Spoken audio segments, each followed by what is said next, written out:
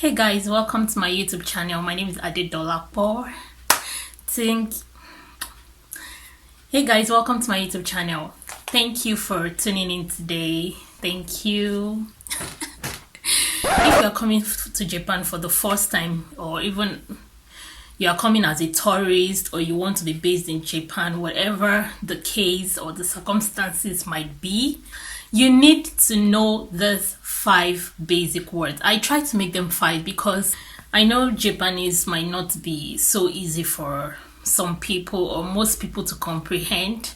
But these 5 words I have discovered from my experience. I have grown to understand Japan and the Japanese culture and the Japanese language. So I can tell you specifically that these words are very, very important, and that you're going to be needing these words, or you're going to have to use this word like every time, and they are very necessary and basic Japanese languages that you need, or words that you need to speak. Is you can't be on this channel and I won't tell you, I won't make you understand some Japanese. So let's get into this video.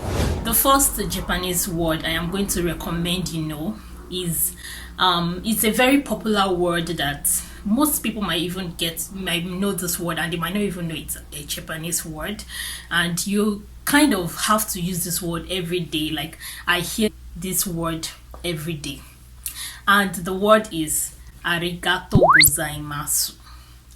You want to do yourself a favor to be able to comprehend it well, because that's the same method I used by trying to say it.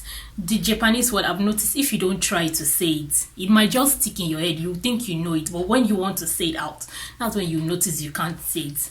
So the first thing is trying to get your tongue, especially we use our tongues to talk.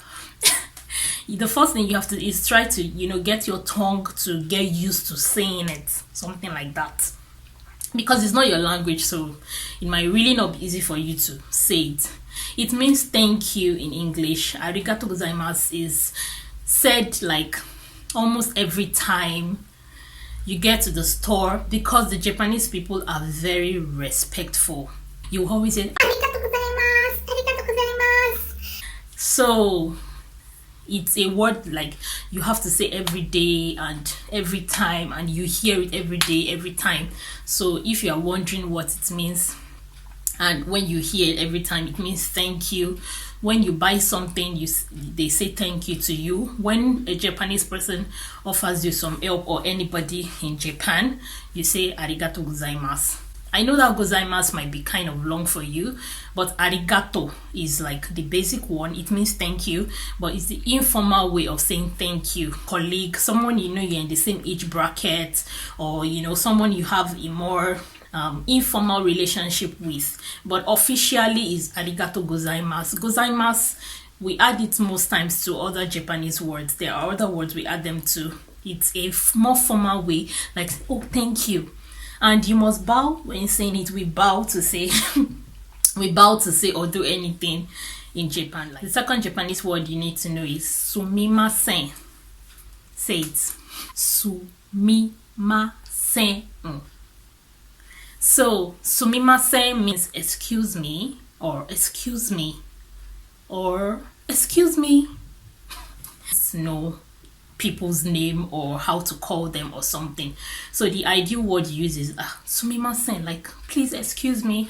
Let's say you want to do something, or you need direction to some place, or you go to a restaurant and you want to beckon to the waiter. The Japanese word you can use to get people's attention, to like beckon to them or call them or ask them for a favor, is like sumimasen. Sumimasen. Then you say, oh please, do you know you can't say it in English. Not to a Japanese, definitely. But okay, one tip you want to know is that you want to always have your phone or a tablet or whatever. You always want to have a device that is going to translate Japanese for you. That's going to translate your English or whatever language you know into Japanese, to be able to communicate to Japanese. Also, another context in which sumimasen can be used is, let's say you bump into somebody, or you made a mistake, like probably you were rushing or hurrying somewhere and you hit someone, or you bumped into them. you don't just say sorry. Some of them might not know what sorry is. When something like that happens, you say, oh, sumimasen, like, I'm sorry, like, excuse me. There's a word for sumimasen, there's a word for sorry. I'm going to get into that. But you could also, like, if it's not a severe, like, not a serious accident, maybe you guys just hit each other by the shoulder or something, made a mistake with me, oh, I'm sorry about this, like, in a polite way. So if you sumimasen, like, excuse me, oh, pardon me. So Japanese word you need to know. Should I say word? Now they are turning to phrases. It's a combination of words. Is doko desu ka? Doko desu ka? You know, it's very funny because this word doko, in my country, it means something else. Something... What do I call it?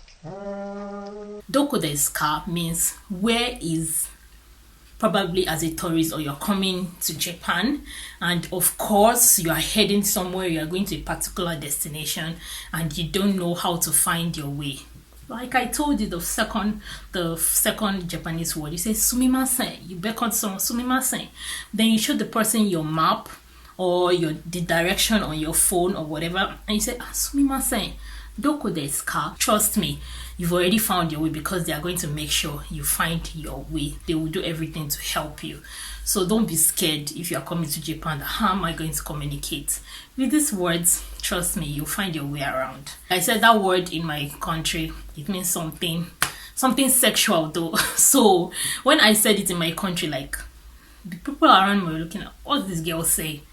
It was later on when I was just reflecting, why were these people acting funny when I was asking over doko desu ka? That was when I remembered, oh, doko.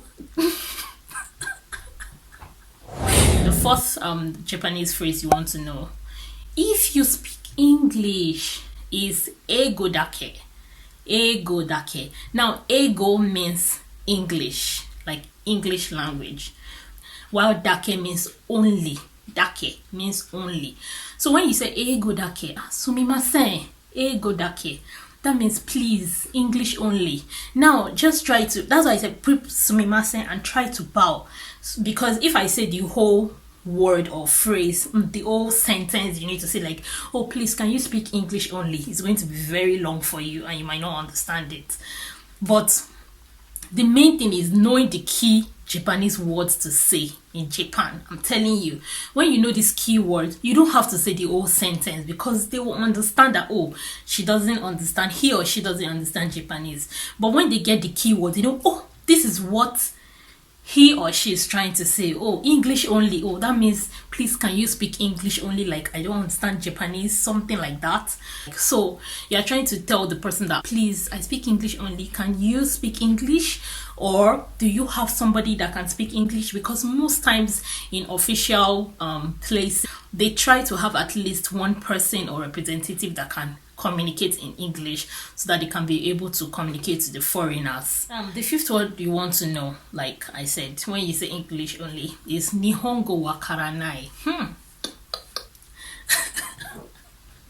I know this one is going to be hard for some people, like, what is this one saying? Okay, don't worry, I'll try to break it down. Nihongo. Nihongo means Japanese language. Wakaranai. Wakaranai means I don't understand. So when you say Nihongo wakaranai, it means I don't understand Japanese. Am I communicating? Please tell me, are you getting it? God, it's not easy to be a teacher. I'm very tired of trying to explain, but it's fine.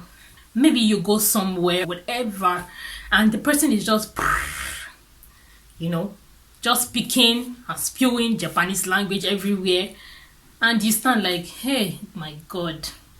So it's either you give some notion and some body language, like, they may ask you, wakaru.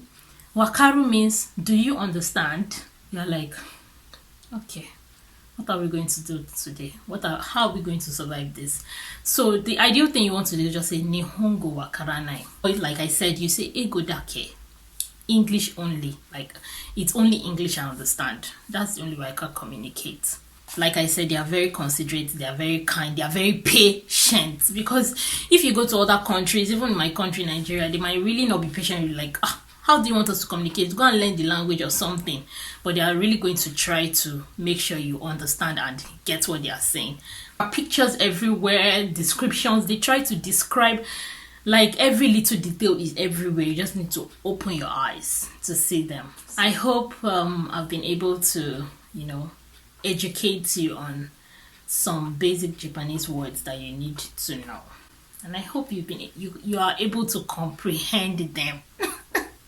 See you guys next time on my channel. Bye bye.